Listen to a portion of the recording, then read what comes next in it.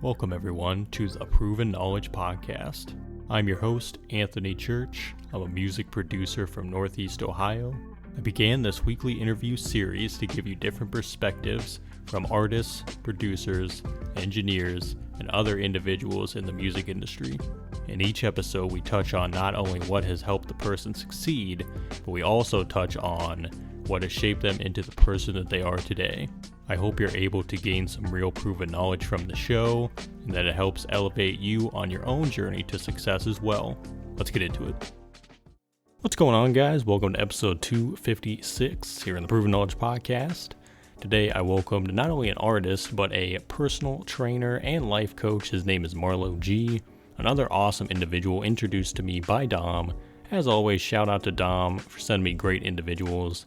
And Marlo and I had a really cool discussion today. He talked about wearing many different hats. Like I said, not only doing music, being a personal trainer. He talked about his love for fitness, growing up doing sports, how he's always kept that involved, and being a life coach as well, and just working with different clients in those different aspects, and how that's really been fulfilling to him over these last several years. And then musically, he talked about getting started in music early on, but just keeping it involved, even though he does a lot of other things and has different jobs as well. He also works at a post office as well, so he's balancing, a 9-to-5 with multiple other jobs on top of music. So I really liked our discussion today about how he's been able to keep music involved, and how, years from now, which at the end of the episode, he describes as, wanting to have more freedom, being able to do more of what he wants to do and what feeds his passion outside of just, the day-to-day survival. But what he's doing is incredible work. He's thriving and doing awesome things. He has a new project coming out, hopefully this year, that he's working on right now as well. So be on the lookout and just tap in with what he's doing. I think he is an incredible individual and gave some really motivating topics and pieces today on this episode. So without further ado, let's get into this one.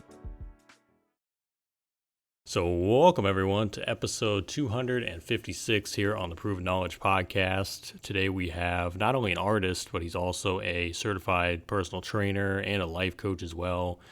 So I can tell you, he wears a lot of hats, and I'm happy to have him here today. Everybody please welcome Marlo G to the show. How you doing, man? I'm doing good, man. Thanks for having me. Absolutely. And like I said, shout out to Dom for getting us in touch about a month ago. Dom has just been sending me some incredible individuals, and I'm happy to, have you on the show today, man. And we usually start off every episode by having the guest give some background on, who you are, what you do, all that sort of thing. Okay. Well, as you already said, my name is Marlo G. I'm a musical artist. I've been doing music I want to say for about 12 years now, on and off, trying to just remain consistent through it all. My passion for music is much so, or more so like a personal thing. Music has just kind of helped me get through, some type of times in life, so I just got like a real appreciation for it. Outside of being a musician, as you mentioned, I am a certified personal trainer, group fitness instructor, and a life coach. I kind of like to blend those two together, because I feel like, fitness and lifestyle, they go hand in hand. So I just like to use those skills, especially when I'm dealing with clients, just to kind of give them some of the tools and the tips that they need outside of the gym, so they can maintain those gains and things like that, kind of change their mindset. And that's kind of just like who I am as a person, a person that's trying to find my, niche in the world and just impact people as I come across them, the best way that I know how. And that's the same thing I try to do with my music. Try to make sure everything is meaningful, as truthful and as authentic to myself as possible. I like to tell stories, and I like to put, meanings and things behind it. Because I want everybody that listens to me, or that, comes and works out with me, or sits down and has a conversation with me, to get something out of it. Yeah. You know what I'm saying? I'm a little bit more filled than they came in. So that's kind of like my whole thing, is just always trying to figure out what best ways I can get my message across and try to help people in all the different avenues of life. Yeah. It's cool too, because I think all three of those allow you to spread positivity as well, in a very different way. And for you, I can imagine that's got to be very fulfilling, to be able to do that just, for yourself alone, but let alone, like you said, for others. So which one did come first? Was music really the first thing, and then you ended up doing more of the life coaching and personal training later on? Or have you been doing one longer than the other, and one, another one just kind of branched off from there? So from a technical standpoint, you would have to say music came first. But fitness has always kind of been a part of my life. I played sports growing up, so I was always kind of physically active, and I always seen and experienced the benefits of that type of lifestyle. So the mentality behind that, and having the experience of like, okay, this is what it can actually do and how it makes you feel and all that type of stuff. That was there from the very beginning. But from like a technical standpoint, music came first. Um, and I think early on I was able to kind of figure out what direction I wanted to go musically, like music-wise, like the things I wanted to talk about. And luckily for me, like I'm the type of person, if I do something and I'm not able to like be myself in that space, I don't tend to stick to it long. Mm-hmm. So I was able to kind of figure out what lane I wanted to be in music-wise. And then it just kind of aligned with how I wanted to live my life. So then all the other things that I did, that I stuck with after the fact, just kind of all fell along that same trajectory. Yeah. So music, yeah, then the fitness came after, just kind of, being related to sports. And then the life coaching came after that, because it was just more so I felt like I had enough life experience to be able to sit down and have conversations with people, give advice, have different perspectives. That was something I had to like grow up a little bit first before I was able to tap into. Yeah, for sure. And in my opinion, I feel like all three of those require a lot of discipline, self-discipline, being able to really commit to something as an individual. So for you, how do you think you've been able to build discipline in all three aspects, but just, I guess, in your life in general? And did you ever face any challenges while, learning to build self-discipline? It would definitely have to start with, I would say, my upbringing, my parents, kind of the lessons that they instilled, some of the things that they taught, me and my siblings as we were growing up. And then playing sports from a very young age also, like, instilled that discipline, just being a part of the team, having to, like, rely on others and know that others rely on you. So it just kind of helps build, like, being selfless and, having the idea that, the collective over the individual. And then just having to like stick to certain routines and things like that, early morning workouts, 2-a-day practices and all those types of things. Like being able to work hard and then be rewarded and realize that they correlate. It just all made it make sense. Yeah. You know what I'm saying? So as I learned from my parents playing sports and then just seeing how keeping that same type of structure can help you benefit in like the real world, like the real life, like with a job and things of that nature. It just all made sense. You know what I'm saying? Like the life experience just made being disciplined make sense because I've seen the benefits of it. Yeah. It was I would say the toughest parts of that was kind of when I stepped away from playing sports. You got a lot more free time. You don't really have these type of obligations. So it's easy to be like, okay, I'm going to pick my feet up and, take a break. I've been working hard for so many years. Let me kind of take a break. But like I mentioned a little earlier, I saw the benefits of keeping the same structure in like my regular everyday life. And I saw how productive I was able to be and how much I was able to accomplish. So from that aspect, it just kind of made sense to stick to it. And honestly, I like the results that I was getting. Music-wise, I like that I was getting better. I was more able to express myself in more unique ways. You know what I'm saying? Like challenge myself, doing different things, shows, different type of, like not necessarily would say genres, but just different styles when it comes to creating music. I was able to challenge myself, and that was exciting. And being disciplined allowed me to be able to go in those spaces and be confident in what I was doing. And it rolled over into the personal training as well too, because it allowed me to, be an example to my clients, show them like, what I'm asking you to do and where you could possibly be. And a lot of times I like to like work out with my clients, because my whole thing is I wouldn't ask the person to do something that I wouldn't be able to do myself. Yeah. Lead by example. So it just behooves me to be a disciplined person and have that as a part of my lifestyle. And that's what I'm trying to, sell to people. For lack of a better term. Absolutely. And I definitely feel like that's how you gain a real balance too in life, is by being able to do that.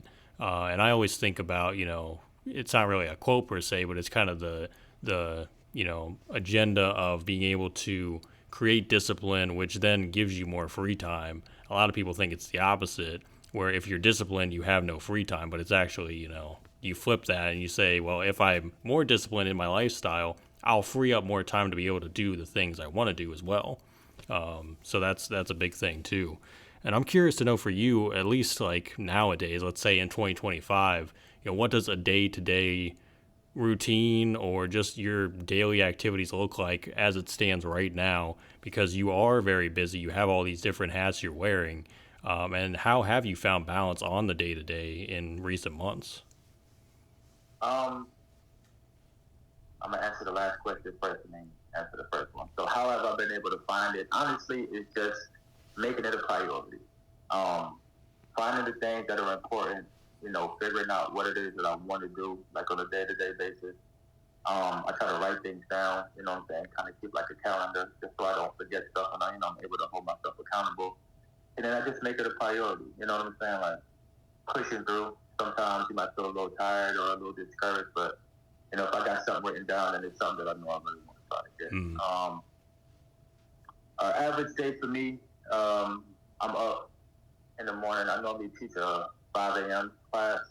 So I'm up about 4, kind of getting ready. I go to the gym, teach my class, and then I come back, get ready to go to work, take my daughter to school, go to work. That's like around 7.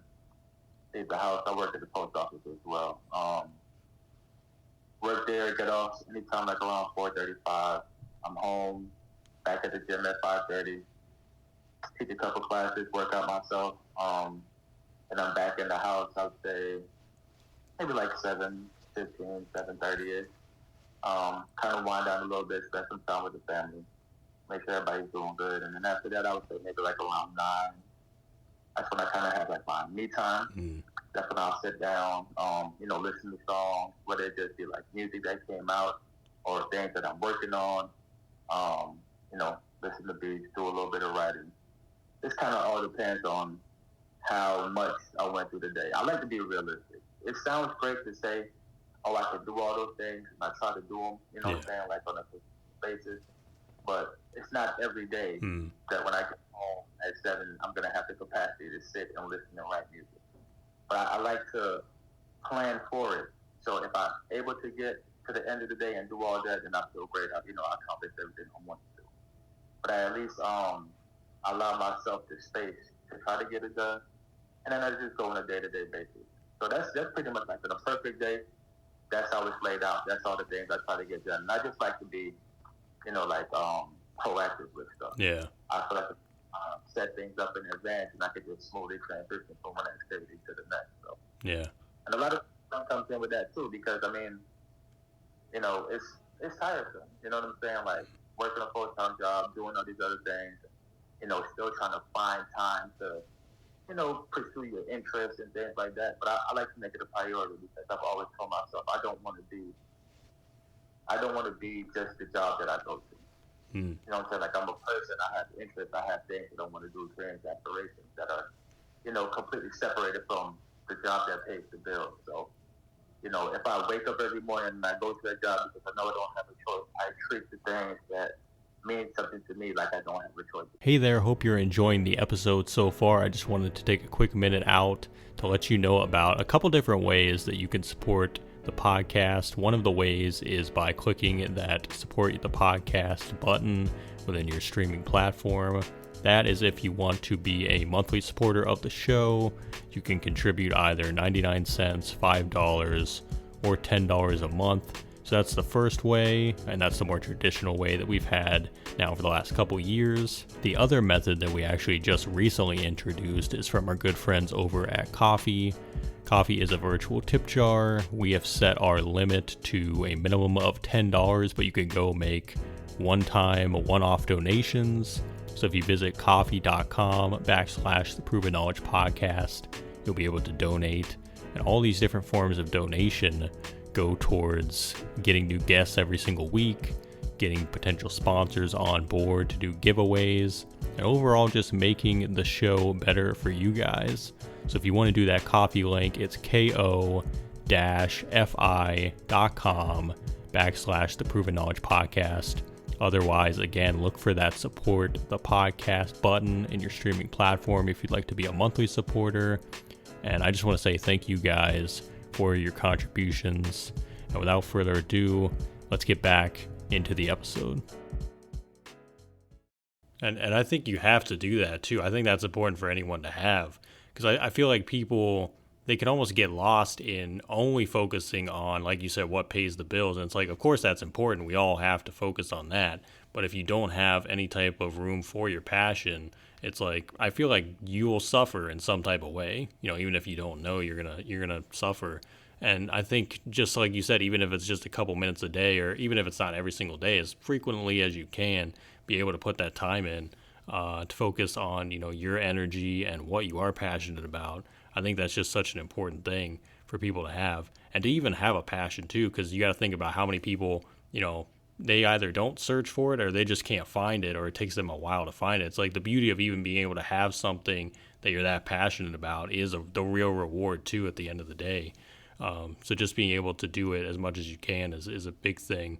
And I think that kind of leads me into, you know, discussing your music, where you are creatively as well at this time, because, you know, you said you're toward the evening is when you're trying to write, when you're trying to listen to beats and things like that. So how do you think it's been going for you on the music side lately? And is there anything that you're working on currently that you're, you know, excited to kind of roll out here very soon? So I'm definitely working on a project. I'm thinking about dropping it. It's probably going to be in the fall, honestly, because I just started the process. And I really want to make this next project my most, I want it to have the best production out of all the ones that I've done before. So I'm really, you know, dedicating time and energy to every single song and making sure that it fits the narrative of what I'm trying to do. But I'm super excited about it, man. I'm in a good space creative-wise. I feel like I mentioned, I talk about my life, and I tell stories, you know, based on the experiences that I've been through. And sometimes, you know, when you've told all the stories that kind of mean something or are impactful, you gotta take a step back to find more stories. And I felt like that's kind of what last year was just you know, life and a bunch of experiences and trials and tribulations and just kind of sitting and reflecting. And then I've been able to come in this year and been able to actually, you know, sit back and reflect and review and just kind of realize all the lessons out of all the things I've been through. So I feel like I have a lot to say. So I've been working. Of course, you know, it's going to be a process. I'm not really trying to rush it like I have with other projects in the past, because like I said, I want it to be, you know, my best piece of work, especially from a standpoint. Yeah, but part of the reason why I enjoy writing at the end of the night is similar to what I just mentioned about being able to reflect. I normally do feel super inspired in the morning, and I think it kind of rolls over because I wake up early in the morning, so it's still kind of, you know, the thing from yesterday is still kind of on my mind a little bit. But I just like being able to know I got everything done that I needed to. And then as I just kind of review, allow stories to kind of replay in my mind. And then I'm able to put out of there with concepts and things of that nature. But that's why I like being able to put that at the end of the day. It's also a reward. It's okay, cool. If I work hard, then I know I get to do the fun thing at the end of the day. Yeah. So it works out from that aspect because I have motivation to go with the discipline as well. So even if I might be feeling a little tired, you know, physically, sleepy, I'm still excited. I'm juiced to do it because it's something that I was looking forward to, you know, throughout the day. Yeah, for sure. And I feel like part of that is what you just said, how you're going to take time with this project, because at that point, it's what is the need to rush? You know what I mean? You're really trying to put the love and care into it as well. And I know people are going to really appreciate that when it finally comes out too, because they're going to be able to hear that in the music. And I definitely feel that as well about being able to take time away to come back and then channel all that into the tracks as well. Because I feel like a lot of people, they can try to force, just to say, oh, I'm being consistent, I'm dropping, a song every month or doing whatever. But it's like if there's no intention with that consistency, then you're kind of missing the mark. You're kind of missing the point. So you kind of need to lean more into having intention with the music. And it sounds like for you, that's where you're at, is really just, leaning into that. So I'm excited, man. I'm excited to hear that. Is there any like title you're kicking around or titles for the project that you have in mind? Anything you can reveal yet? All right, so this is gonna be an exclusive. I hadn't told, and I mean I've told some people, but nobody, what I'm saying, that's like been able to like share. But I do know what I want the name of my project to be. It's gonna be called A Soulful G. And it's gonna be all one word, like A, soulful, and then G, from the Marlo G. Mm. Yeah, and I feel like it's gonna be a collection of stories that kind of tell this next phase in my life. I've always kind of looked at my projects as time capsules. So every project tells like the story of like that time period. You know what I'm saying? Like, so the things I went through in college, it's told on this project. The things right after college, it's told, and as you move through life. And I just feel like the phase I've been through as of recently, especially since my last project, has been really kind of like the maturation and actually like realizing the type of person that I want to be and taking the steps to become that person, and all the goods and bads that come with it, but how optimistic I feel about the process in general. And so that's going to kind of be like the theme of the album, like tough topics and situations, but just how I was able to like flip certain things and, remain positive through tough situations. So, I consider like myself like a person that does like soul rap. Like I talk about things that could resonate with people on like a deeper level. Mm. And I feel like this piece of work especially is going to be like me kind of stamping myself in that lane. Like it's going to be real, like deep. You know what I'm saying? It's gonna touch you on the inside, man. It's not going to be super emotional, but it's going to be concepts that is just like, man, everybody goes through it.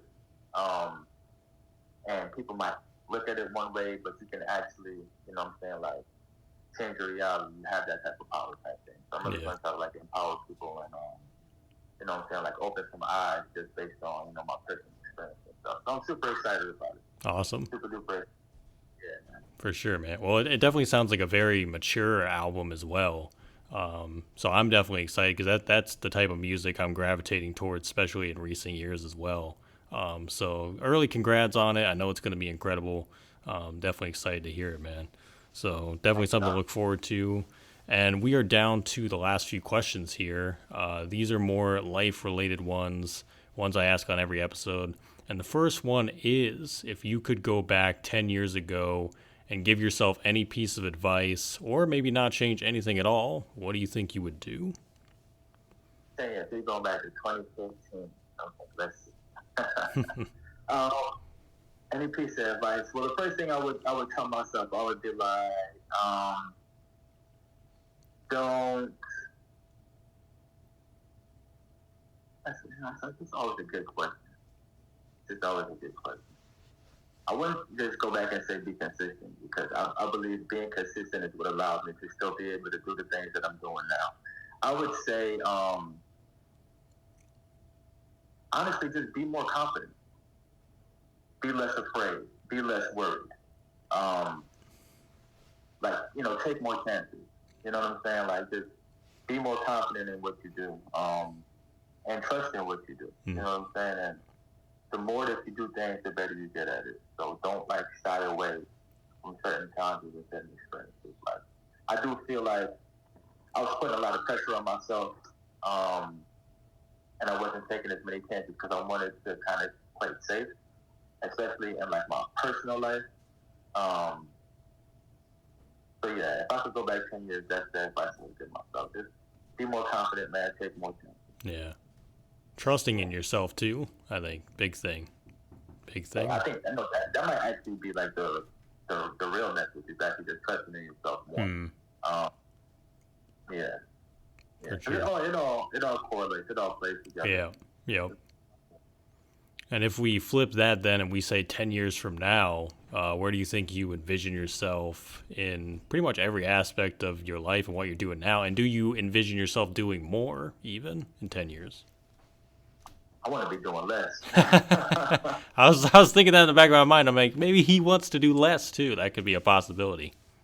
No, in 10 years, man, I definitely want to be doing less. Yeah. Man. I want to be able to actually like live life and not just try to survive from day to day. Mm-hmm. I want to be able to be as expressive as I want to when it comes to like my art. You know what I'm saying? So I want to be in a space where I can create. You know what I'm saying? And I feel inspired to create. And that's all about just finding a level of freedom that I don't think I have right now. Mm. Actively searching for. So in 10 years, I want to be the most free I've ever been. I want to be working less, but pursuing my passions more. Yeah. Yeah, because I don't see that as work. And in 10 years, I want to be able to create a space where I can reach more people, both from a music standpoint, but also from like, fitness and lifestyle, that side as well. Because I still want to be able to correlate the two. I always see myself expressing that's going to be, like physically active. And that looks different. When I first started, I was really big into, like strength training and lifting weights and things like that. And then as I've gotten older, I've kind of transitioned more functional stuff. So as I learned the different aspects of, like exercise and fitness, I want to be able to share that knowledge to the people around me, as well as just like my life experience, saying through like advice or mental skills, things like that. So I just want to be in a space where I'm more free to pursue my passions and help people. Yeah. Being able to focus on the things that give back to you and the people around you, that's a huge thing. So I love that. And do you have any final words of wisdom today before we get out of here? Final words of wisdom. Continue to remain yourself. I'll say this. I think are the one retain as much of their childlike self as possible. And what I mean by that is, as we grow, I feel like the world tries to change us. We go through certain things, certain experiences, and it's like those are like, I feel like those special people, the people that really succeed in life, are the ones that just kind of keep that fire lit. So my advice would just be try to be yourself as much as possible. You know what I'm saying? And never allow that light to get dim. Mm-hmm. Because the real special people in life are the ones that figure out how to carry that flame. Yeah. Yeah, you keep that sense of curiosity, that sense of wonder, you know what I mean? And you keep going and you keep elevating through it all. So that's a huge one. I don't think I've heard that one before, but I really enjoy that one. So, but man, I got to say again, thanks for taking time out today, man, to join me. And, like I said, I'm excited for the project. Congrats on everything you're doing. I think what you're doing is some incredible work, and thanks to Dom again for getting us in touch. But whenever you want to come back, man, the door's open for you. So I appreciate it.